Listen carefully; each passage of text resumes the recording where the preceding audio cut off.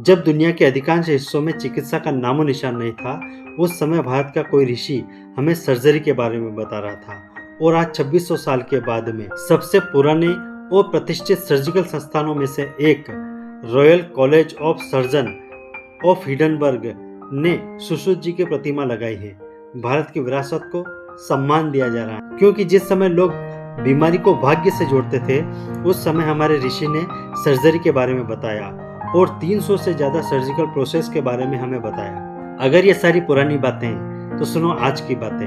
आज दुनिया का सबसे सस्ता हेल्थ केयर सिस्टम भारत का है। अगर आप अमेरिका के अंदर बाईपास सर्जरी करवाने जाओगे तो आपको लगभग 1 करोड़ तक का खर्च आएगा। वहीं भारत के अंदर यह 4 से 8 लाख रुपए बैठता है। नी रिप्लेसमेंट के लिए अमेरिका में लगभग 50 लाख तक का खर्च आता है, वहीं भारत में ये 2 से 5 लाख तक का आता है। जेनरिक दवाइयों की वजह से भारत को फार्मेसी ऑफ द वर्ल्ड कहा जाता है।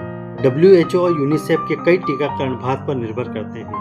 कोविड के समय में हमने 170 से ज्यादा देशों में वैक्सीन पहुंचाने का काम किया है। ऐसी भारत की अमेजिंग फैक्ट और जानकारी के लिए हमारे साथ में बने रहिए, हमें फॉलो कीजिए।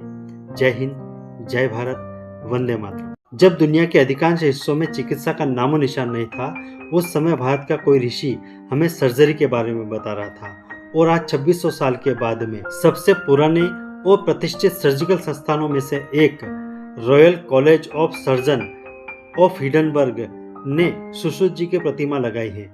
भारत की विरासत को सम्मान दिया जा रहा है क्योंकि जिस समय लोग बीमारी को भाग्य से जोड़ते थे, उस समय हमारे ऋषि ने सर्जरी के बारे में बताया और 300 से ज्यादा सर्जिकल प्रोसेस के बारे में हमें बताया।